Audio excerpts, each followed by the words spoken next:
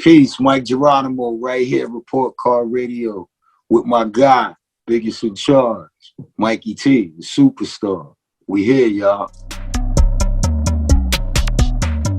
Major facts, man. Mike Geronimo, I want to welcome you to Report Card Radio. You know, it's amazing to have you on the channel today. Nah, man, the pleasure's all mine. Like I said, man, and we two mics, so it's always better when you got another mic around. So I'm glad to be here, bro. Facts, man. You know, I'm going to be honest with you. It seems like people from your year, like 1973, 1974, had it made. I mean, my brother, he was working for New Line Cinema. You were working with the hottest producers. I don't know. Maybe it's something with that 7 and that 3 together. I don't know what it is, but yeah, it was some good stuff to have under your belt. You know what I mean? Good stuff to have under my belt. I got to work with a lot of people that I would have never imagined I was going to work with. And then I got to work with a lot of people that I always wanted to work with. So I'm very grateful for that. Very appreciative for that. Yo, and we're going to get into all of that, man. But can you tell me what it was that actually drew you into music in the first place?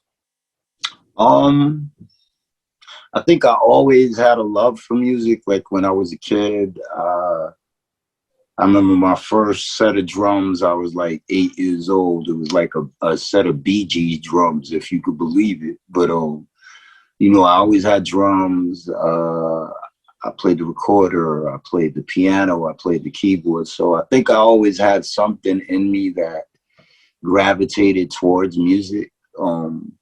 And then in terms of becoming an actual artist, that's a little more tricky because that kind of happened on its own. You know, I had started out as a DJ. So, you know, I had Technique 1200s and Gemini mixers and all that good stuff, Gem Sound speakers. So that's how I got my start. But I also grew up with Large Professor, shout out to Large. So just growing up with Large and him becoming, you know, a major force in hip hop, I would be exposed to stuff every day that I went to his crib. So, you know, like Gangstar would come to his house, or Pete Rock, or Leaders of the New School, or Q-Tip. And that could be a Tuesday, that could be today. You know, they would just flow through. And I was like his little brother, so I was always there. So I was always surrounded by this stuff.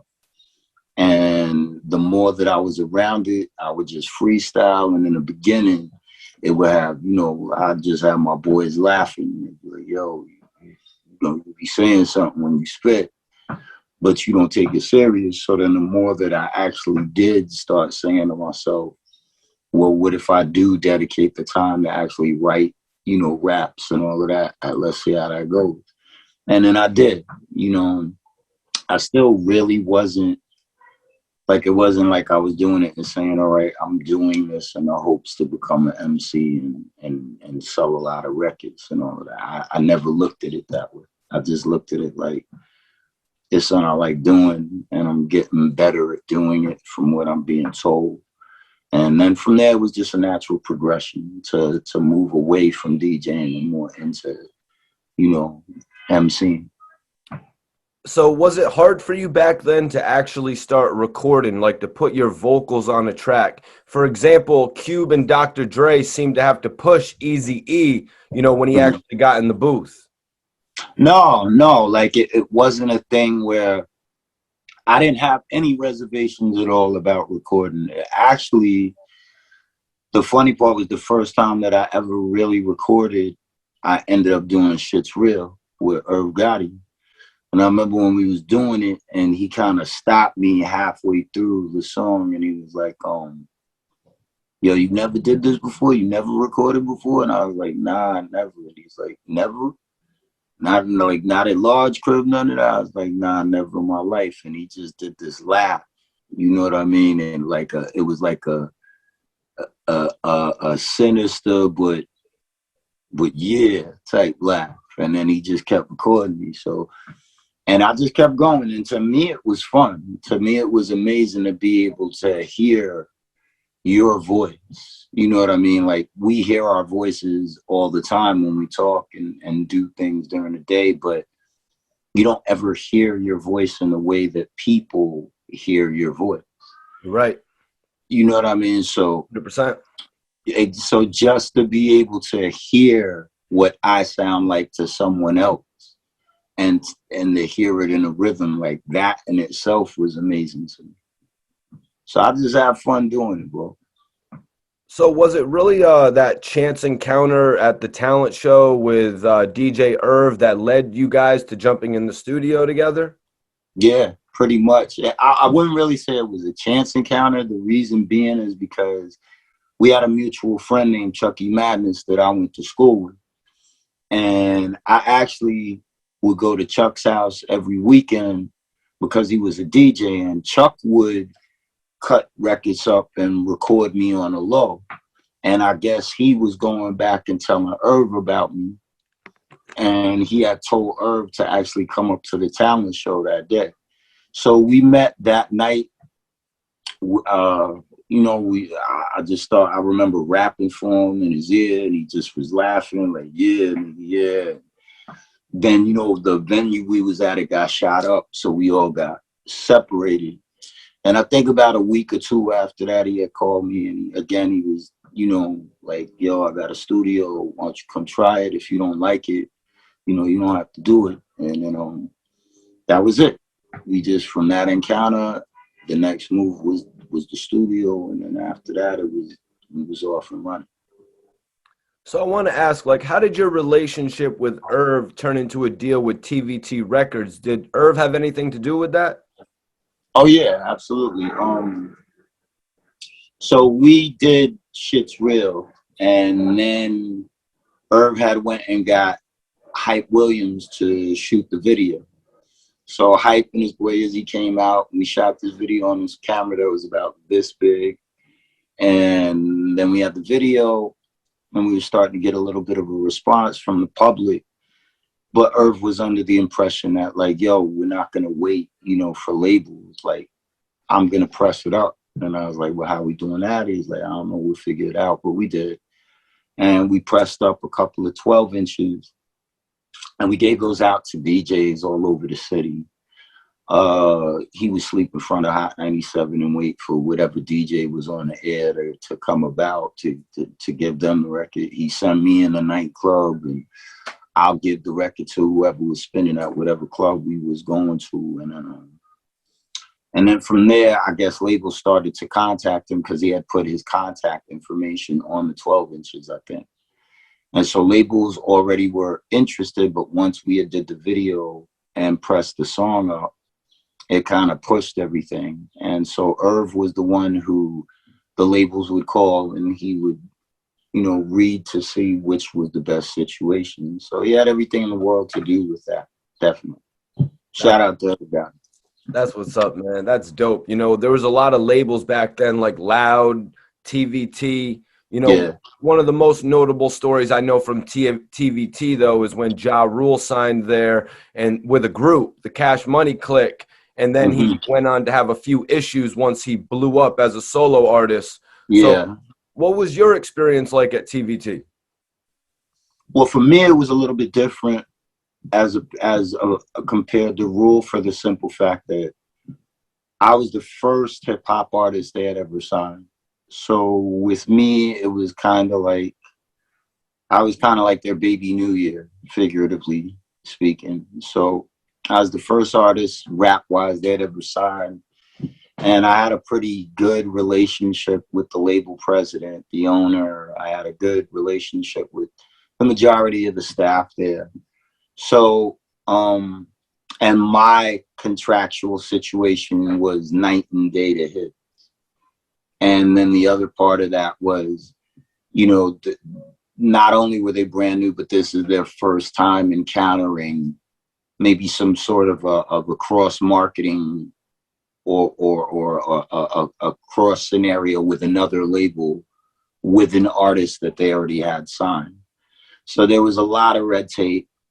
There were also, I think, you know, like for lack of a better way to put it, personal issues between, you know, the president of Def Jam and the president of TVT. And I think that muddied the waters a lot more regarding Rule and Yep. One what label he was. doesn't want the other to be bigger. Exactly. And regarding, you know, where he was able to move and what he was able to do. And he pretty much was an innocent bystander, you know, caught between these two labels, you know, fighting over what he's allowed to do and what he's not. So there was very different variables involved in both scenarios. But all in all, I had a pretty decent relationship with TVT. Yeah, you dropped 2 albums over there, right? Yeah, 2 albums. That's what's up, man. And, you know, I got to ask you, man, how did you go from working with Irv Gotti and then linking with Diddy? I mean, I'm talking about the hottest producers in the game earlier. You worked with them. Uh-huh. It all, like I said, with me, bro, a lot of things just, they just happened. They fell into place. My cousin, shout out to Barnes, my cousin Barnes is very good friends with Diddy. And I don't even think at that time that they knew that Barnes was family to me. But the minute that I met, you know, like Harv and Puff and Nassim and Prestige and D-Dot and everybody there, it kind of was like another home for me. They definitely took me under the wing, and they were really eager to work with me, and I was really eager to work with them. Harv was from Queens, I was from Queens, so that also made it, you know, that added to it, like, yo, we could work together and do something for the borough and all this other stuff. So it just all fell into place. And then, you know, me and Diddy, like, Diddy was cool from day one. He was always like big bro to me, you know, so we just had a really cool relationship where, you know, we was like, yo, man, we should do some music. And even if I wasn't doing anything where he was on it, he was always very, like, he would always come in and listen to what I'm doing. And he would always, you know, like, be like, yo, do it this way, try to do it this way, try to do it. So he always had input in what I was doing. And then when the time came, it just worked out where it was like, yeah, we can work together and make some shit. And that's what we did. You know, so shout out to Diddy, Bad Boy. Rest in peace, Black Rob, my G for life, you know. Yeah. Rest in peace, Black Rob. I actually had a couple opportunities to meet BR, man. And Yeah. you must have had an opportunity to work with my guy Stevie J as well. Yeah, I know Steve. Shout out to Steve. We didn't actually get to do, I didn't actually get to do any of his production, but Steve was definitely there during a lot of the times that we did work. So even if I was in like the little van room they had where they actually had a room in Bad Boy that was designed to be the inside of a van. And it had like car audio equipment so that you would get the feeling of what your music sounded like in a car. So even if I was in that little van room just listening to shit, me and Steve would, you know, he would be around. So shout out to him as well. Yeah, Stevie's a good dude. I actually got the chance to meet Stevie when I was working with Hip Hop Weekly in Miami, actually. Okay. Yeah, Steve's good people and stuff. Good people. So, man, you know, I find it hard to I find it like did he never offered you a contract for Bad Boy Records? There was never talk about that? I mean, we may have conversed about it, you know, about those possibilities, but it never had gotten to the point of, you know, like, all right, this is what we're going to do. And I don't think at that time, like, I didn't really feel the need to, like, it wasn't of necessity because, as I said, we were all so cool and it wasn't anything that we wouldn't do, you know, for each other. Like, it's not like he couldn't call me and he did plenty of times be like, yo, bro, I'm doing this mixtape I need you to hop on, or yo, I'm doing this song, or I might have did a song. He might have did a song and been like, yo, I want you to hear what I spit. Like, so we just had that sort of relationship where it didn't really require for me to be signed to Bad Boy. I knew they were there and they knew the same with me, you know? That's love right there, Mike. Yes, sir. All right, so, yo, we're going to shift the topic right here, and I want to ask you, man, Can you tell me about meeting 50 Cent? How did you two actually meet? And you know, you two are actually only 2 years difference in age. Yeah, shout out Fifth. We met actually because good friends of mine from the hometown named Darkside, they knew 50, and they was doing a song with him. And I forget if it was him that suggested it or if it was them that suggested it. Somehow or another, somebody has suggested that I get on the song. And so, you know, they pretty much just asked me, like, his people asked my people, his people and my people knew each other. And he asked me, and I was like, yeah, no worries. So I think that day I came up to the studio, he was there. You know, we chilled. I did the hook. He loved it. And the rest was history. The rest was history. So shout out to him as well. Right. So that record is called The Evil That Men Do. Correct. What do you most remember about that song, man? Not too much other than, you know, like he was happy with the hook. You know what I mean? Like I remember us standing there, and I remember like just saying on like, yo, I got it. And he's like, what's up? I was like, I got the hook. And he's like, yeah. And I was like, yeah, I got it. And I just went in and said it, and he dug it, you know, and that was cool. That was cool. So it was a good experience. So how was 50 Cent compared to other rappers from Queens at the time? Or had you not known him, was it really the connection with Darkside? I mean, I knew of him, and I had heard of him, and he was definitely making waves at that point, but I didn't really know much about him. And up until that point, I had never met him. So with me, I'm pretty easy person. Like all it takes for me is to meet somebody, and if we vibe, then we're cool. If we don't vibe, then it just is what it is. And you know, we met and we vibed out. You know, and I think this was prior to all of these other things fermenting and becoming bigger than, you know, they were at that point. So that didn't really come into play, you know. And I just remember he was real cool. Wasn't really saying too much, but was just real cool. Just real cool. Like we was just both vibing, and we was both like, yeah, this is cool. And that was that, you know. Did he have the homie Yayo with him? Nah. I think it was actually, I think that day, if I'm not mistaken, which ironically enough, one of them called me this morning. I think it was just me, him, and Darkside. And Darkside is Doc and Sin. So I think it was just me, him, Doc, Sin. There might have been one or two other people in the studio. We did it right at Black. Yeah. And from there, it was just a regular session. Easy session. Oh, you said Bangum Smurf was there? No, I don't think Smurf was there, bro. I don't think Smurf was there that day. And I know Smurf, so I think I'd have remembered if he was there that day. Smurf wasn't there that day, but shout out Smurf. Salute to my homie Smurf, man. Definitely Yeah. salute to Smurf, man.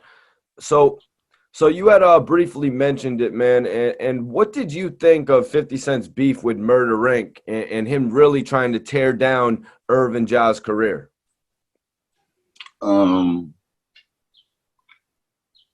I mean, past the obvious, I didn't give it too much thought.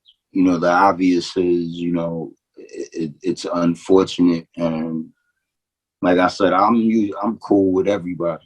You know, I always been cool with everybody.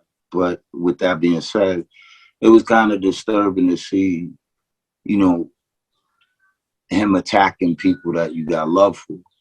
You know, so in that sense of watching my brothers being attacked, no, that wasn't easy to you know to watch or to observe. But then again, Rule is a big boy, so I knew he could handle whatever came his way. And I know my people, you know, so and it's a very it was a very precarious situation, you know, so so I just tried to do the best I could do to walk a fine line, I guess you could say, you know, And with me, I was just like, as long as, God be willing, nothing happens and I'm around, where I wouldn't want to witness certain things, or I wouldn't want to be a part of anything unfortunate. It was just that, but it wasn't easy. It wasn't easy. Not even from the perspective of being an outside observer. It wasn't easy. You did the record Evil That Men Do. Did this present in any issue? Did it affect your relationship at all with Irv Gotti, Murder Inc., Ja, any of the guys? Not at all. Not at all, because you got to remember when we did that song, this was prior to everything coming to its boiling point. And I think too, the people around me, they respected the fact that, I'm always cool with everyone. And so I didn't get any sort of friction or opposition, and they knew I was going to do it. They knew that, and they didn't at all. No reservation. They actually was like, yeah, you need to do it. So, but again, this is before a lot of things had developed and changed and became something else. So would it have been the same if it was at that point? I don't know. I can't say, because I only know the time that we was in, that we did what we did in there. So yeah, I didn't really get too much blowback. Mike, I just want to say, it just comes to mind, you, Nori, Nas, you guys are a lot of the early artists that actually, you guys are the ones who gave 50 Cent his early life in the music industry to show the people out there watching that he could really have a music career, you know what I mean, with real staples in the industry. Mm-hmm. He deserves it. He deserves it. He's good. In terms of just being an artist and looking at him from the sense of an artist, he's very savvy. I think his earlier material was right in the right place, right in the right time. I think the combination of him and Eminem and Dre was phenomenal. And I think he's a very shrewd person in terms of, he thinks just as hard about what his product is going to be as he does about how to get it out there and optimize it. And I think that that's to be, that's admirable. So me personally, I'm happy for all my people from the town that made it, because I could reflect on the days when none of us had anything. So to see him go from that to, directing BMF, right? It's a beautiful thing. I want to ask you, man, when was it that Nas told you that you should be on the radio? It was, I went to Large Professor's crib maybe a couple of days after we did Shit's Real. And I actually was going to play Nas the B-side, Him and Heads, because we sampled him. So I wanted him to hear it, so he could, this is the homage to my homie, this is to you, or whatever. And we played Eminem, and he didn't really like Eminem, the one with his sample, but he liked Shit's Real, and he was just like, he's like the B-side, he's like, yo, that B-side, the shit with my voice, like, yo, I don't really know about that, but yo, that shit's real shit. Yo, you should be on the radio tomorrow with that. And that kind of shocked me, because for so many different reasons. One, I'm getting to know him as a person because he's in my neighborhood now on a frequent basis. Two, he's a phenomenal MC. Like, I'd never known anybody rapping like that before I heard him. And three, I saw how much of a regard Large had for him. So for him to say that to me, while I'm turning on Video Music Box and halftime is coming up. So to me, it was just mind blowing to hear and be like, yo, that shit should be on the radio. And that was kind of like, I think it was like the last little bit of personal confirmation that I needed, you know, from anything outside of myself to let me feel like, yeah, maybe you are on to something. So for him to say that to me that day was big. Shout out to Nas. So, Mike, we were speaking on it a little bit earlier about, you know, not really knowing your voice, not hearing the voice the same way that everyone else does. Do you think that that was something being so early, you know, in the 90s and shit? Do you think it was something like that that Nas was thinking, maybe like not really being as fully comfortable with his voice? I mean, I don't know. Like, you would definitely have to ask him, you know, where he would know better than anyone. I think that we all, before we're asserted in something, we all, as humans, human nature, everyone has doubt. You know, like, to what degree you have doubts, it depends on the individual. But I think everybody has a little bit of, well, what if this or what if that? Because you just don't know until you figuratively jump in the water and swim. You Right. know, so. But if he did have any reservations or if he did have any doubt, I think it was probably very, very minimal. You know, I believe he's so talented that it's not like he didn't know how talented he was.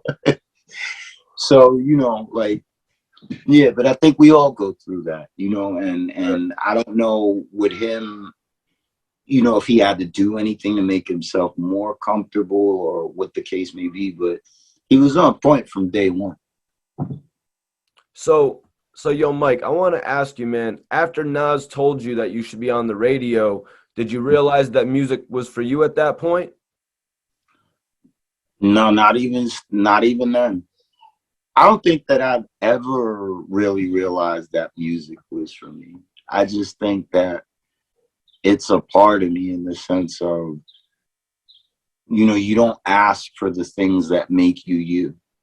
You know, like, you don't. You just hit this earth the way that you are, and you have what's in you because it is. And so with me, um like, I don't know that I ever looked at it like, all right, this is for me. I just knew that whatever I ended up doing, I would always want to make everybody proud. And I would always want to know that whatever I did, it was the thing for me to be doing. So I think once I found that sense about it, where I was like, yeah, for some strange reason, you should be doing this now. Don't ask me why, but you should. And that's how I felt about it. And I just stuck with it. That's it. Can you tell me about the relationship that you got to have with Jay-Z?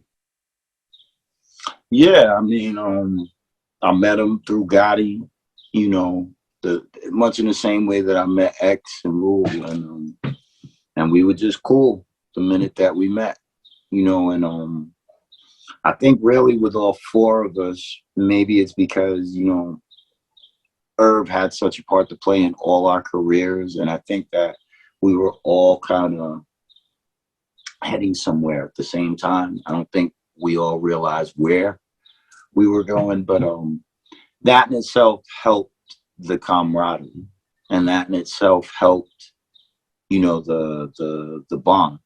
And then, you know, as time passed and he became more successful, and, you know, all of us are putting music out, and we're all, you know, moving through it. Like, we would all always, you know, be at each other's events or each other's shows, or if Rockefeller had a party, we would all go.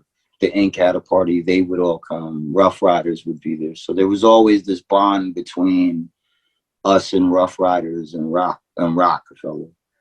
And I think that bond grew from the bond that me, Irv, Jay, Ja, and X had. You know, so it's just amazing how it all developed. And I'm honored to say that these are the people that I started with, and that, you know, they started with me, and it's an amazing feeling. It's an amazing thing. So I want to ask you about working with these guys, man. Ja, Mhm. Jay-Z, DMX, Time to Build. Is this a record that you all got in the studio together to record, or did Irv take it around to each of the guys, man? He kind of did that. I think the only two people, I think me and Rule were, no. I actually think I laid my verse first. And then I think Rule heard, and then he laid his verse, but we both recorded at Diner Dog. Then I can't remember if X went before J or J went before X, but he took it to each of us individually. I think that initially we probably were gonna be together, at least me and Rule in the same session, but it was no big deal. He took it to each of us, and we all did what we were doing. And I had no idea that at that time that, you know, X and J had like a little rivalry. I didn't know. So, you know, when I first heard the song, I'm just hearing them spit. But then Irv's the one who points out to me, like, no, J is dissing X in his verse. And then he's like, but X is dissing J in his verse. Wow. So then when I listened again, I was like, that's just fucking crazy. You know, so amazing event, amazing record. Wow, that's crazy, man, because we heard that more recently in Young Buck's debut album. He actually had Ludacris and T.I. on the same record, Stomp, and they were both dissing each other. G-Unit and Interscope later removed T.I. and replaced him with The Game, you know, strategically. Right, exactly. Now, we kept it G. We left everybody in place. Wow, man. So what was Irv trying to do right there, placing Rule, X, and J on your album on a record together? What was he trying to sell? 1 million records? Trying to make the greatest hip-hop record of all time? What was he trying to do? I don't think we even, I mean, again, he could probably answer it better than me, but he's so much of a visionary, bro. And knowing Gotti, he probably saw something that the rest of us didn't see. And I think it was probably one of those moments where he saw something and he was just like, yo, I know what to do. And he did, you know, and I don't think that any of us in hindsight, I don't think any of us thought that for one moment that song or that moment was going to be a defining moment in terms of what happens afterwards. But I definitely think it was like a precursor, or it was kind of it was kind of like the looking into the possibility of, well, what if you had a super group, and what if you had MCs that were, they're not just potent this way, but they're potent that way. And you have one that's this and one that's that, and one that's this. And I think he had that vision and he just wanted it captured. Yeah, that group, they always speculate that the group was actually going to be called Murder Inc., you know, but it turned out to be a record label. So I want to ask you, looking at those three, even though Irv came to you and said, yo, X and J are dissing each other on this record, listen to it. Did you look at them three like a super group? Nah, I just looked at them like that's my people. Like, you know, but like I said, with me, it was very different. Like, I didn't concentrate on maybe things that people would. I didn't think about those things. So I just looked at it like I'm having the time of my life being around people that love to rap, because that makes me want to rap, you know. So that's all that I was getting from it. And just the fact, like, it's just dope to have friends that you can record music with and then you can chill out with after. So it's cool, you know. So Mike, I want to ask, man, how did you form such a tight relationship with Ja Rule? We just clicked. Like, the minute we met, we clicked. And I knew Chris Black and I knew 01. Right. You know, like, I knew Chris Black actually before I knew Rule and Otha. But when I did meet Rule, we clicked. And then it ended up like I would go over to his crib in Woodhall on a weekend and I might crash over there, you know. just chill out in his neighborhood. And then, you know, whenever I had a session, he would come, and then it just became very natural for all of us to just have that whole, you know, that bond, that wherever one went, the other one went, you know, and we was all on the same team. So it just made it that much cooler that when we did meet, we did click, we did bond, and the rest was history. Yo, man, at one point, Ja Rule was arguably the hottest of the three. At one point, Ja Rule was arguably the hottest rapper in the game. Yeah. But I think I don't think that there was any bad day at Def Jam during that time, because you had X, who was just out of this world, and you had Jay, who was out of this world, and Rule, who also was out of this world. And each of them did things that didn't just, you know, they didn't just exceed the mark, but they just every single time would take it to a brand new level. Right. And I know with Rule, he was very passionate about where he could take his music. He was very passionate about, you know, in terms of being a writer, what could he try next? What kind of song worked next? And I think for him, the creativity is half the fun. So he would just lock down, and the more successful he was, the more focused he would get in terms of, okay, what's the next thing? And that was remarkable to see, you know, because it's not, I don't ever think that I've ever seen a moment where Rule was content with what he had done. He always wanted to do, like, nah, okay, that's just the beginning. Wait till I do this. And he was always driven to do something major, and to watch that develop and to watch that flourish, it was awesome. Yeah, look what he did. He ended up, you know, making records with Jennifer Lopez that'll be remembered forever. I mean, with J-Lo, and he was in the Fast and the Furious series, and right. You know, from there, I was the first one to ask Ja Rule. I was like, Rule, why didn't you do the role in Too Fast, Too Furious, big bro? I was the first one to ask him that shit. Right. But I mean, he branched off into so many other things. And even now, to watch him, you know, building and developing and working Icon, his company, like, even that's just cool to see. So yeah, Ja's the man. Absolutely. That's my bro, man. I'm very proud of him. I'm very happy for him. All right. So we're going to go into something else here that I hope you can give me some insight on, being a lyrical genius yourself, being a music guy, man. What did you end up thinking of Jay-Z and Nas going at each other, man? How did it feel to live through that? It's kind of weird. You know, it's kind of weird. I mean, from my standpoint, it was weird because I have love for both of them. You know, and Nas is pretty much from the hood, and, you know, Hov is pretty much my people that, you know, I rock with, because we family through this connection.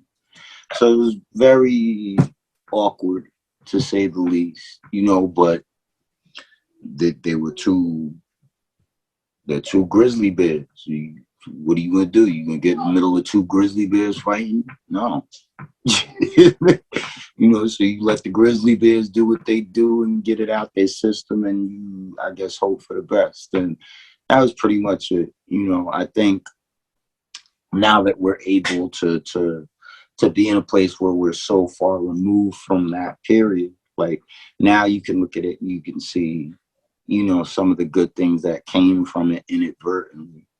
But no, was it pleasant to watch or an experience? No, not at all. Not at all. Did you ever see it coming, and did it really separate New York? I don't know that it separated New York. I don't think that it did that. Did I see it coming? I don't know that I saw it coming, but I don't think I was terribly surprised when it did happen.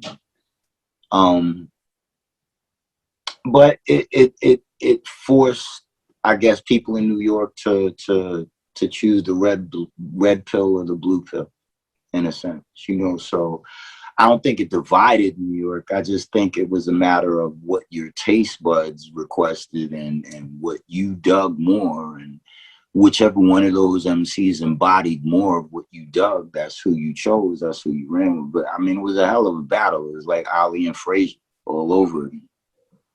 Yeah, a lot of people like to say shit about Nas eventually signing to Jay-Z later on, but if Jay's able to give him a platform that he really needs, you know, I don't No, see anything wrong with it.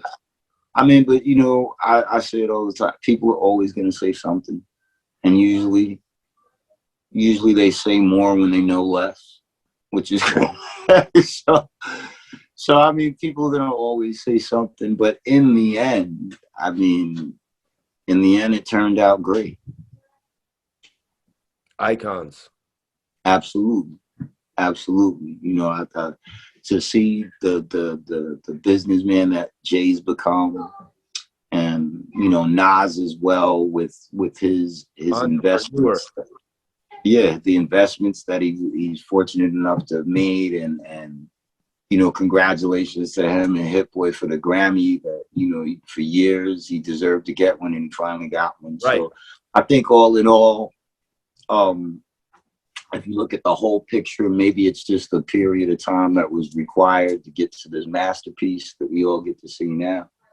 So I look at it that way. I look at it that way.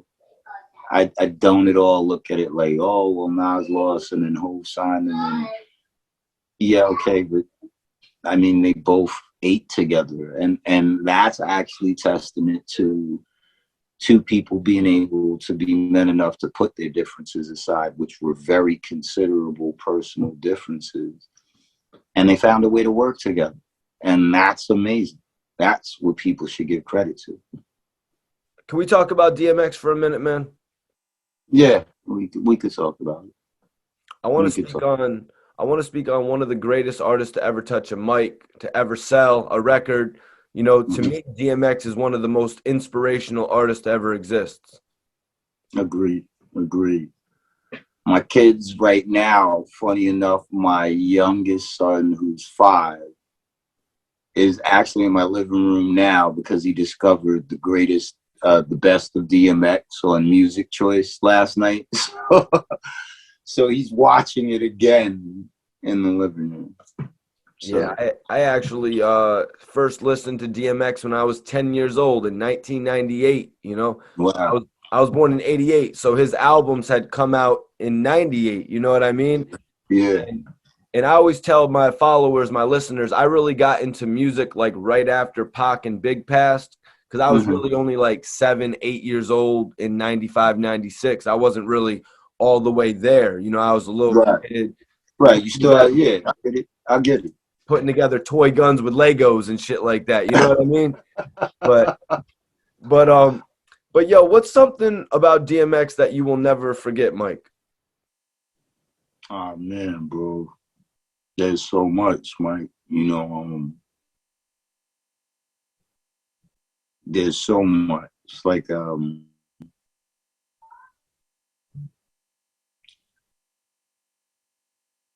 I remember we were in Boomer. He had a lowrider called Boomer. Boomer was his dog that passed away. And he had this white lowrider and he had Boomer airbrushed on. It was either the trunk or the hood. I want to say the trunk. And we were in the city. I don't even know what happened, but he had called me, whatever, he came, he got me from somewhere. And he's just driving like a madman through the city, which if you knew X, he drove like a madman, like all the time. And my brother was trying to follow behind us in his car. So we were in like a parking lot, and it had one of those like gates that lifts up to let the cars out. And my brother's in a truck behind us. And like X's flying towards the barricade thing. And at first I'm like, nah, there's no way he won't, he is, he going, oh my God, shit. So he so he drove under it. But we cleared it. We cleared it. And my brother's truck could not clear it. And my brother calls me like 2 minutes later, cursing up the store. He's like, yo, I'm fucking mad. I'm gonna kill him. Yo, I almost lost the front of my car trying to keep up with y'all. So me and Eggs like start talking, and we always, like, we could always talk in a way that wouldn't bother each of us. Like, he could say something to me that, you know, maybe somebody else might piss me off saying, but we just had that thing. And I forget how I got to it, but I was just like, yo, man, you don't care enough. And he just looks at me while he's driving. He's like, dog, you care too much. And I was like, and I just did one of these, and I was like, this sums up the nature of our relationship. You know, like, he's the yin and I'm the yang, and that's, but it's funny because as I got older and things would come about in my own life that maybe it's like, you know, maybe you want to take this risk. Maybe taking this risk will lead you to something better. So when those moments would arise in life, I would always go back to hearing him say, well, you know what, dog, you care too much. And so that's one of the things that I'm going to always give credit to him for, because he was definitely one of the first people in life with me to make me understand the importance of just letting go and just doing and not worrying, but just go and do, you know. And or even when we would record, remember he would just be like, everything with you, Mikey, it gotta be 4 bars, dog. Da da da da da da da da da da da da da da da da da da, boom. Then again, da da da da da da da da da da da da da da da da, boom. You're in, dog. You're out, dog. It's gotta be beautiful, and just those things, you know. So I'd be lying.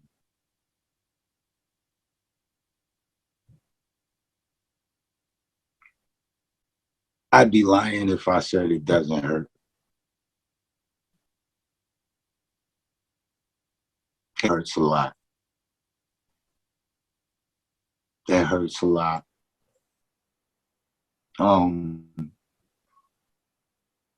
But I'm so glad that I got the time with him. And I'm so glad that I'm so glad that I could say in the end that I'm very glad that that was a friend I met in life. Very glad. You know, so I miss him tremendously. I'm always miss him, because you don't really get to find people in hip hop that you can say to yourself, if I wasn't doing music or not, I would still be chilling with this person every day. And that's, and that's, he's gonna always be that to me, you know. So I miss him very much. Did you ever get to know E Moneybags? Yeah, I knew Bags, rest in peace. Bags was, yeah, I knew Bags. Bags was people. I knew Bags actually. The first time I met Bags was years ago. Like he knew my man Harm and Gim, and shout out to all the young guns from, you know, Hollis side or whatever. So I knew Bags for a while, bro. So I got to ask you, because I don't really ever meet too many people who knew much about him. What type of guy was E Moneybags? He seemed like he really was an interesting character. I mean, Bags, you know, he had a sense of humor. he had a serious side, definitely. You know, definitely had an ambitious side to him. You know, and he was street. He was street all day long. You know, so it's not too many people from that era that didn't know of or didn't know that. You know what I mean? Bags constantly moved around. Bags was outside, like I said, in them streets, you know, and he held it down. So, you know, his reputation preceded him. Why couldn't E Money Bags get it together to put a rap career together? That I don't know. I don't know. Well, I mean, I know, you know,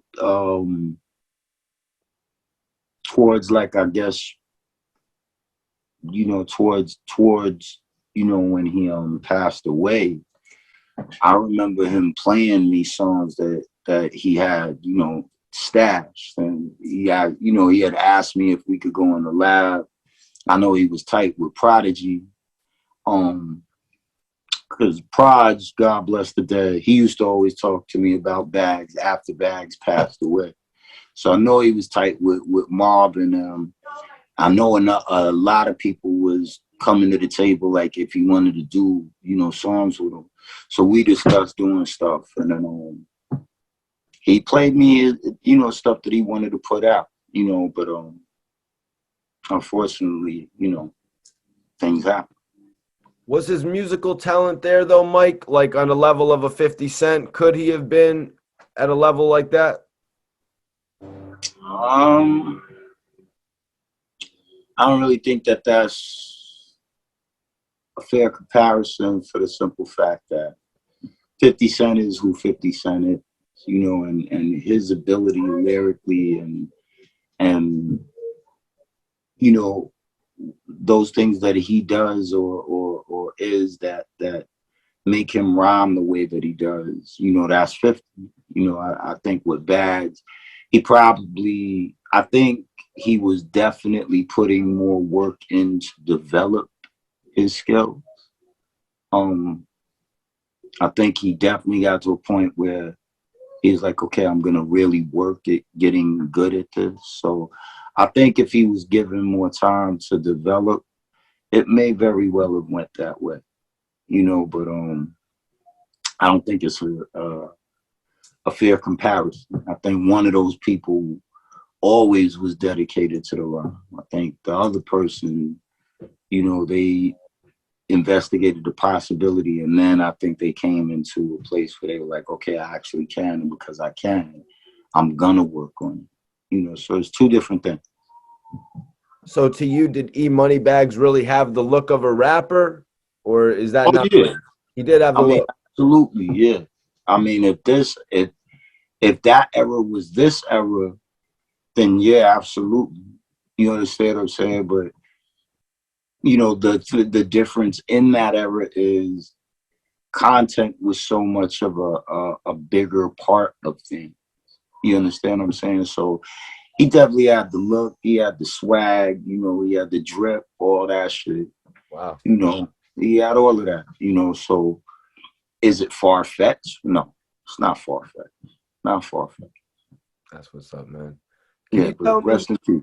rest in peace to E Money Bags, man. You know, I just wanted to dig into it a little bit. You know, I haven't really been able to speak to too many people who could tell me anything besides, oh, he ran up on Irv Gotti in Murder Inc. You know, that's all anybody could really tell me. Yeah. Well, his reputation preceded him. Let me ask you, man, can you tell me about getting the chance to meet Tupac? Was it Death Row Pac? Was it Me Against the World Pac? To be honest with you, I can't remember which one of them damn albums was out at this.